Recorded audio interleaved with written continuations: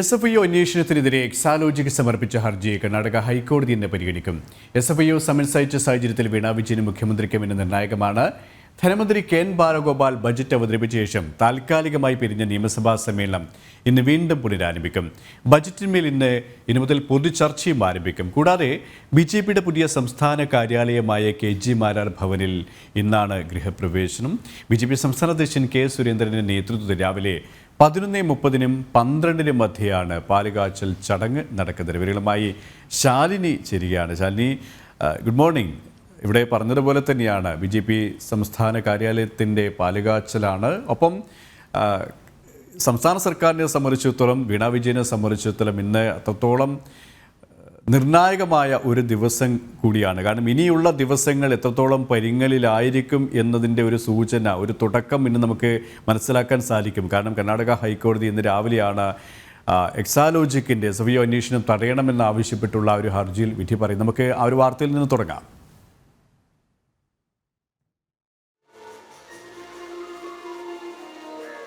Suresh, good morning. Suresh, നമസ്തേ. ആദ്യം സൂചിപ്പിച്ചതുപോലെ തന്നെയാണ് സംസ്ഥാന സർക്കാരിനെ സംബന്ധിച്ചിടത്തോളം, പിണറായി വിജയനെ സംബന്ധിച്ചിടത്തോളം, മകൾ വീണ വിജയനെ സംബന്ധിച്ചിടത്തോളം ഏറെ നിർണായകമായ ദിവസമാണ്. ഒരുപക്ഷെ അവരുടെ ജീവിത സാഹചര്യങ്ങളിൽ രാഷ്ട്രീയ കേരളം ചർച്ച ചെയ്യപ്പെടാൻ പോകുന്ന സംഭവ വികാസങ്ങൾക്ക് തുടക്കം കുറിക്കുന്ന ഒരു ദിവസം കൂടിയായി ഇന്ന് മാറുമെന്നുള്ളതിൽ സംശയമില്ല. പ്രധാനമായും ഈ എക്സാലോജിക്കിന്റെ അന്വേഷണം റദ്ദാക്കണമെന്നാവശ്യപ്പെട്ടുകൊണ്ട് വീണ വിജയന്റെ ഉടമസ്ഥതയിലുള്ള എക്സാലോജിക്ക് കമ്പനി കർണാടക ഹൈക്കോടതിയിൽ നൽകിയിട്ടുള്ള ഹർജിയിലാണ് ഇന്ന് വിധി പറയാൻ പോകുന്നത്.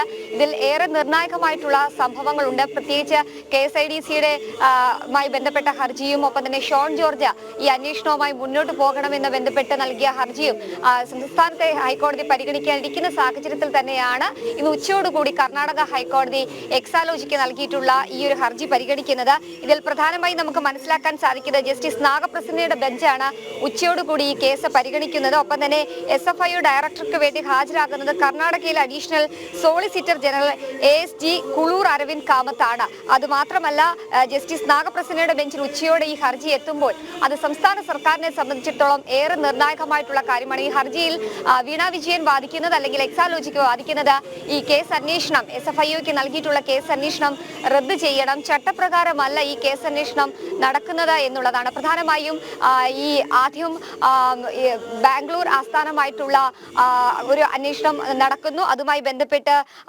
രജിസ്ട്രാർ ഓഫ് ഓഫീസ് കമ്പനീസിന്റെ നേതൃത്വത്തിൽ അന്വേഷണം പ്രഖ്യാപിക്കുന്നു. അത് അവസാനിക്കുന്നതിന് മുൻപ് തന്നെ കേന്ദ്ര കോർപ്പറേറ്റ് മന്ത്രാലയത്തിന്റെ കീഴിൽ SFIOയുടെ അന്വേഷണം എത്തുന്നു. ഇത് രണ്ടും അടുക്കി എത്തുന്നത് ചട്ടങ്ങൾ ലംഘിച്ചുകൊണ്ടാണ് എന്നുള്ളതാണ് വീണ വിജയൻ കോടതിയിൽ വാദിക്കാൻ പോകുന്നത്.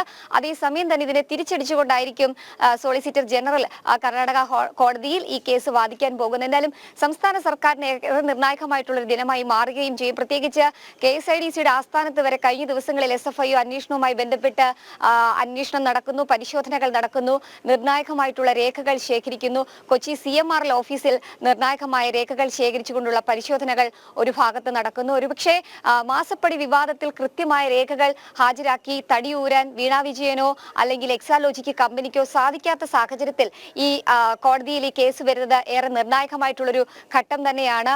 പല ഘട്ടങ്ങളിൽ പാർട്ടി പ്രതിരോധം തീർത്തുകൊണ്ട് വീണ വിജയനെ സംരക്ഷിക്കാനും മുഖ്യമന്ത്രിയെ സംരക്ഷിക്കാനും നിലപാട് സ്വീകരിക്കുന്ന ഒരു സാഹചര്യം കൂടി ഉണ്ടായിട്ടുണ്ട്. ഇന്നലെയും കഴിഞ്ഞ ദിവസം അടക്കം പാർട്ടി രേഖയടക്കം പുറത്തിറക്കുന്ന ഒരു സാഹചര്യം ഉണ്ടായിരുന്നു. എന്ത് തെറ്റ് ഉണ്ടായാലും വീണ വിജയനെ ന്യായീകരിക്കണം എന്നുള്ളൊരു നിലപാടിലേക്ക് CPMന്റെ രേഖ എത്തുന്നു എന്നുള്ളതാണ് ഏറ്റവും പ്രധാനപ്പെട്ട കാര്യം. പക്ഷേ കോടിയേരി ബാലകൃഷ്ണന്റെ മകൻ വിനീഷ് കോടിയേരിക്ക് ലഭിക്കാത്ത നീതി ഇവിടെ മുഖ്യമന്ത്രിയുടെ മകൾ വീണ വിജയന് ലഭിക്കുന്നുണ്ട് എന്നുള്ളതാണ് ഏറ്റവും നിർണായകമായിട്ടുള്ള കാര്യം. അതിലൊക്കെ ഒരു അന്തിമമായ തീരുമാനം, അന്തിമമായിട്ടുള്ള വിധി ഇന്ന് ഈ കർണാടക ഹൈക്കോടതിയുടെ ഭാഗത്ത് നിന്ന് ഉണ്ടാകുമെന്നുള്ളതാണ്. ഏത് തരത്തിലുള്ള തിരിച്ചടിയിലേക്ക് വീണ വിജയൻ പോകും, ഹർജി പരിഗണിച്ചുകൊണ്ട് ഏത് തരത്തിലുള്ള വിധി പ്രസ്താവമായിരിക്കും കർണാടകയുടെ ഹൈക്കോടതിയുടെ ഭാഗത്ത് നിന്ന് വരിക എന്നുള്ളത് ഉച്ചയോടുകൂടി അറിയാം. എന്തായാലും സംസ്ഥാന സർക്കാരിനെ സംബന്ധിച്ചിടത്തോളം, മുഖ്യമന്ത്രിയെ സംബന്ധിച്ചിടത്തോളം ഏറെ നിർണായകമായിട്ടുള്ളൊരു ദിനം തന്നെയാണ് ഇന്ന്. സുരേഷ്.